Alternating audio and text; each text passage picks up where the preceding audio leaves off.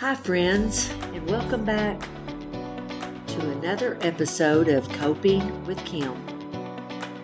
This episode is different. It's just me telling my story. Good old Kim. Not the version people saw from the outside, but the version I carried inside.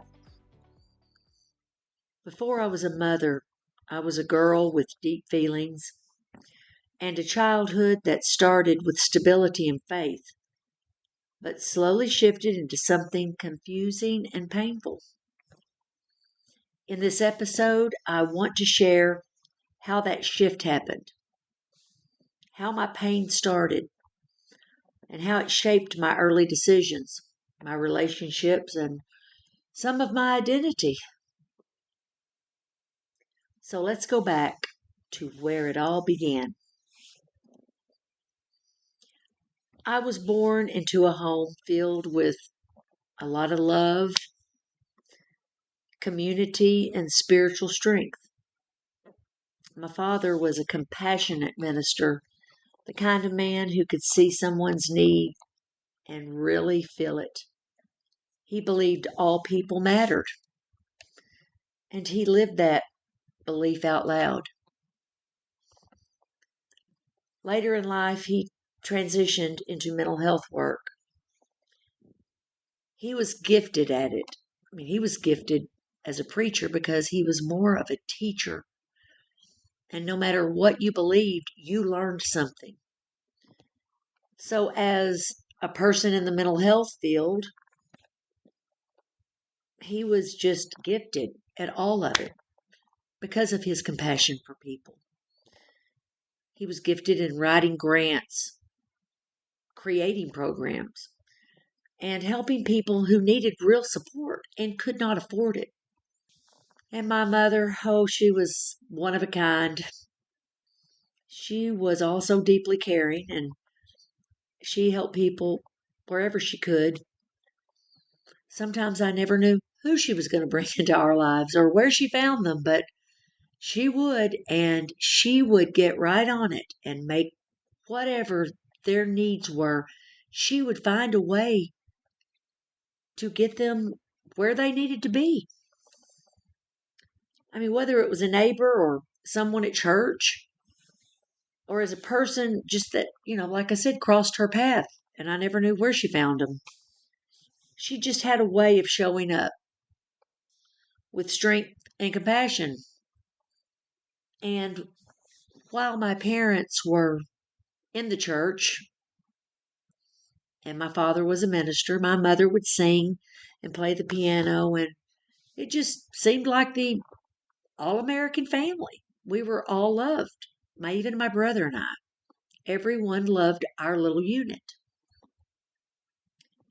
And that made me feel safe. So we moved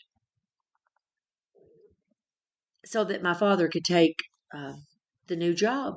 And our family was welcomed and accepted, and really, we fit right in. The community loved us.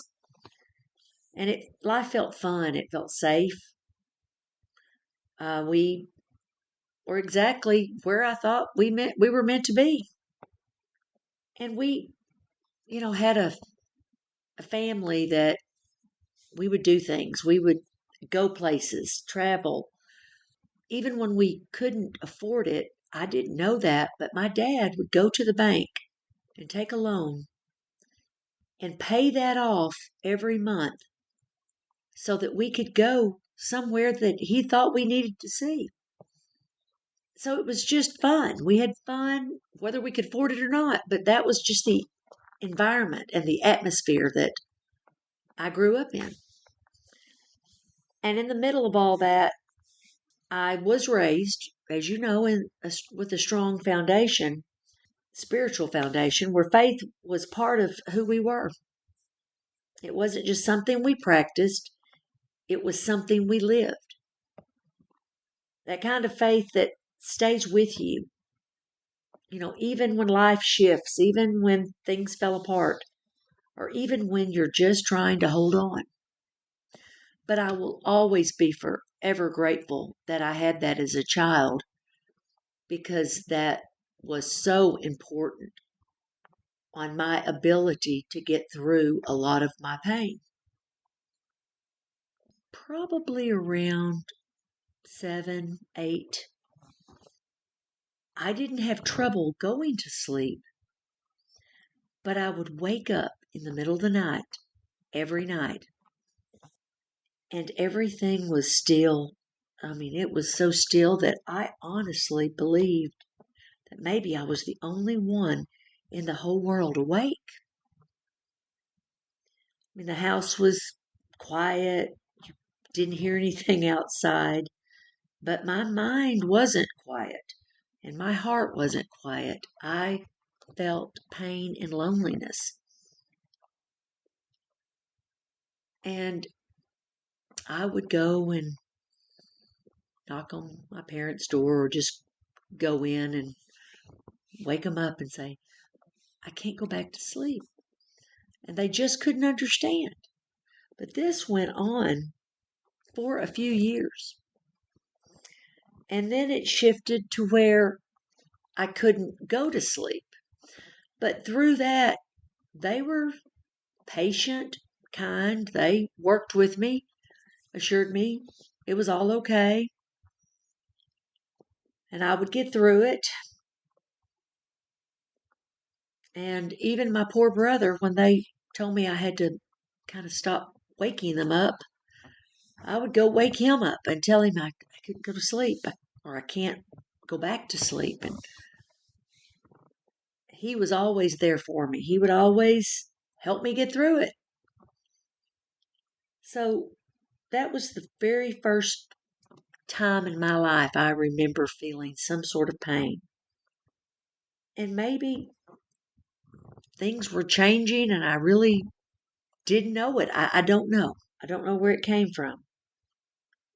And I would just lay there under the covers and wonder why all of a sudden everything just felt so heavy on me. I couldn't name it back then, but I was already learning how to carry emotional weight in secret or other than my family.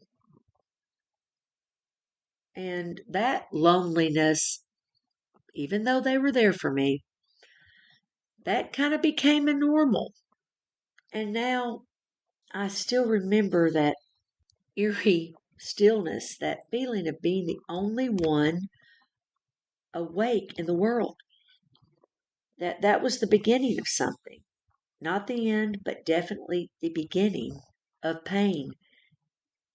And probably the eventually my healing. The beginning of my healing. At the age of 12, I started hearing my parents argue some. At first, I didn't think much of it. I mean, parents argue, right? But deep down, I could feel something wasn't right. What I didn't realize was that beautiful, stable family life was slowly falling apart. And this disconnect was happening right in front of me. And I didn't want to believe it. I mean, my parents had been married a long time.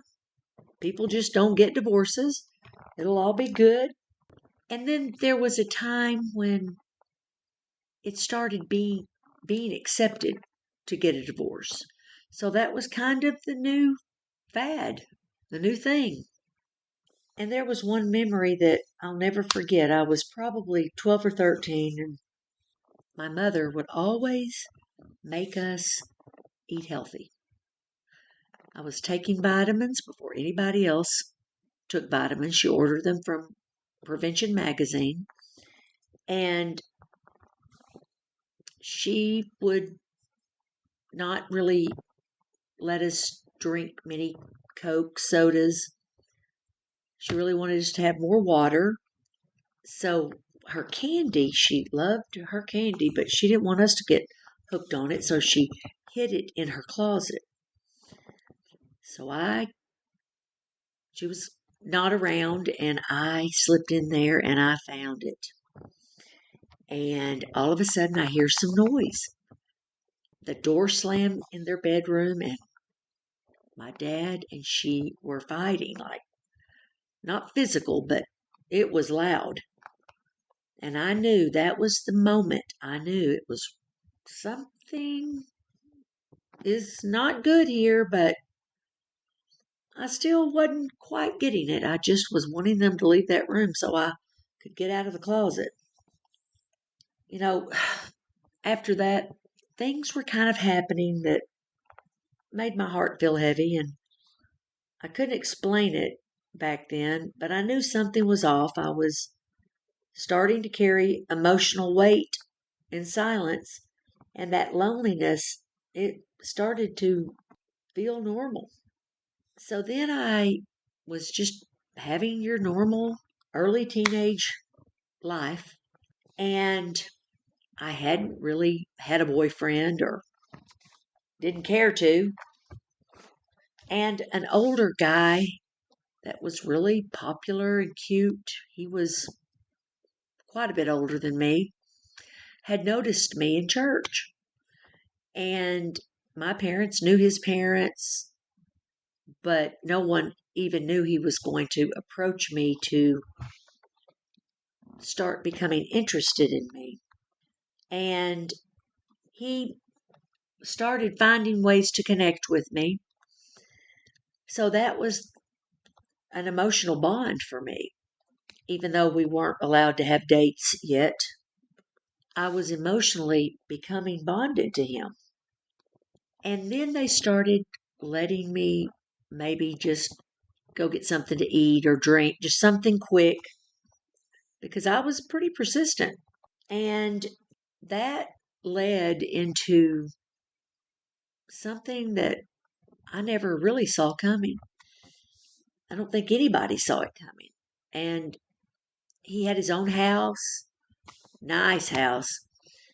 And I started staying, kind of going over there and staying. And my parents did not like that, but they were so caught up in their own world of misery that had really unfolded that they didn't get on to me too much about it. And when they did, it was more like, now you cannot stay that long. If you're going to start staying that long, then you're going to have to start calling us. Well, I didn't. I didn't have a problem with calling them. Hey, I'm going to stay a little longer. And one thing led to another, and we were spending way too much time together. Even though we were spending too much time together, I was working. You could work back then when you were 14, and I was, working the amount of hours I was allowed to. I was still in school. I was on the, of course, I was still in school. They wouldn't have let me quit, but I didn't want to. I was on the dance team and I was keeping my grades up. So things were floating along pretty good. And this went on for a couple of years or a year and a half. And I hadn't ever been with anybody else sexually. And one day I find out I'm pregnant. So I didn't tell my parents, didn't tell anybody. I told him. I was just a few months shy of being 16. And my world stopped. I was in trauma. It was basically in the 10th grade. And I didn't know what I was going to do. I'd never even thought about this. He was the older one. He was in charge. I did basically what he told me. I was influenced greatly by him. So he convinced me that we don't have to tell anybody. Your birthday's coming up. He did some checking around. He said I could get an abortion. He would pay for it. We would make both of our parents think that we had just gone to get you a birthday present and have a birthday day and everything would be fine. Well, I didn't know how I even felt about that. but I agreed to that. And this was on a Friday, and I went back to school on a Monday, and I was just, not even knowing what all this had done to my physical body. My emotional self was in shock. Still didn't tell anybody, and I had to go back to PE and just my normal life. So basically, for my 16th birthday, most people get a car. I got an abortion. And it made me feel something I can't even explain. I will never, ever encourage anybody to do that. But my parents never knew. So that was another reason for me to kind of disconnect from them. And just like that, I'd gone through something life altering and basically quietly and alone. And I did want to believe the guilt and pain would fade, but it didn't. None of that faded. It was just buried inside me until I had no choice but to come out later in life. And I had told my mother, but I had never told my father. And I didn't tell her until later down the road, but I think she always knew there was more to this strong connection than I had told her. So I stayed in that relationship for a while after I had gone through this abortion.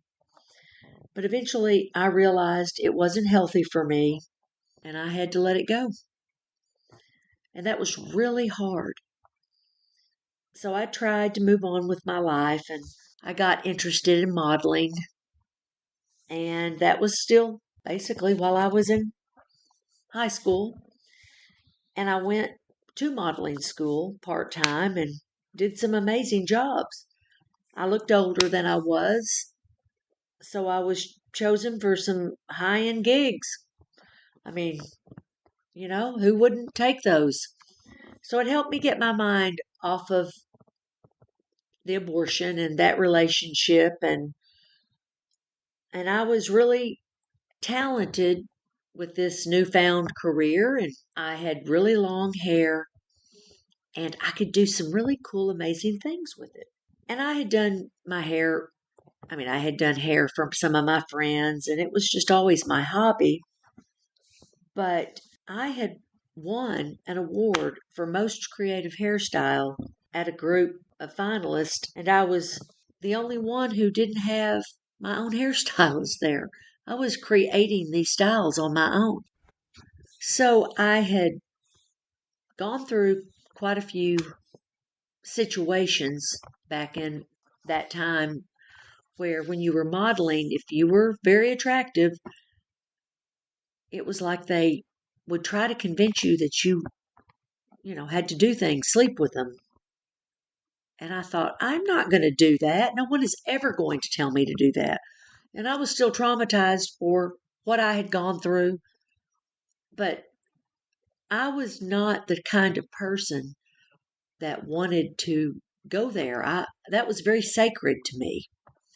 So after having to go through several situations that I was extremely uncomfortable with, I decided to just give that up and I tried college. Of course, my parents always wanted me to go to college, so I went for a year and I had trouble focusing.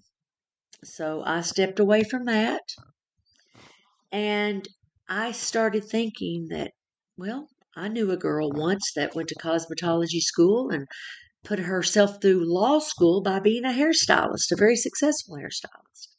So I thought, okay, I can do that. And this will be something I do until I figure out what I'm going to do with my life. And the truth is, I probably was just still running from the pain I hadn't fully dealt with. And I didn't realize it yet, but that pain would follow me to my next chapter. But I have encouraged you all to work through your pain, and I need to do the same. I've gone over this, I've made peace with it, but even talking about it still to this day affects me. So before I close this episode, I want to say this. Even through all the chaos and pain, I never lost my faith. My childhood gave me a strong spiritual life, and I am so grateful for that. A deep belief that God was with me. And that foundation, it was what carried me through. But even with that faith, I'm still human. My parents are human. We're all human. We all make mistakes, and we just have to get up and try again to do better. We did the best we could do with the knowledge we had, and when we know better, we do better. Next week, I'll be sharing part 2 of my story. The chapter where I got married, have children, and find myself in a situation I never thought I'd be in. Where pain from my past showed up again, and this time it didn't just affect me, it affected my children too. But for now, I want to leave you with this, just a couple of affirmations. I am not broken, I am healing. I am not alone, even when it feels like I am. My past is part of me, but it does not define me. I am allowed to tell my story, even the painful parts. And I am still growing, still healing, still evolving, and that is more than enough. And I want to thank you for listening to Coping with Kim. Your story matters, just like mine. And I hope mine gives you permission to speak yours out loud. It's so healing, even though it's painful. So be gentle with yourself this week. Be kind. Try to be nice to somebody, even if they're not nice to you, because we really don't know what they've gone through or what they're going through today. Until next time, take a deep breath, reflect, and love yourself. We can do this one day at a time, one problem at a time.